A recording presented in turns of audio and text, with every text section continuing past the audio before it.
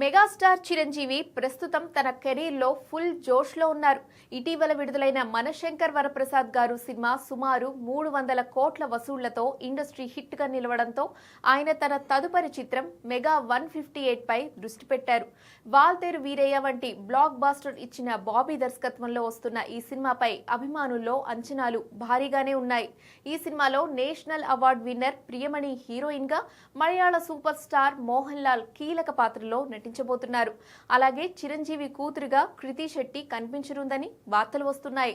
కృతి లేదా ఆమె ప్లేస్ లో మరో యంగ్ బ్యూటీని తీసుకునే ఆలోచనలో ఉన్నారు మేకర్స్. అయితే ఈ చిత్ర నిర్మాణ సంస్థ కేవీఎన్ ప్రొడక్షన్స్ ప్రస్తుతం కొన్ని ఆర్థిక సమస్యలను ఎదుర్కొంటున్నట్లు టాక్ వినిపిస్తోంది. ఈ సంస్థ నిర్మించిన విజయ్ జననాయకన్ చిత్రం వివాదాల్లో చిక్కుకోవడం తెలిసిందే. ఈ సినిమా ఎప్పుడు విడుదలవుతుందో చెప్పలేని పరిస్థితి.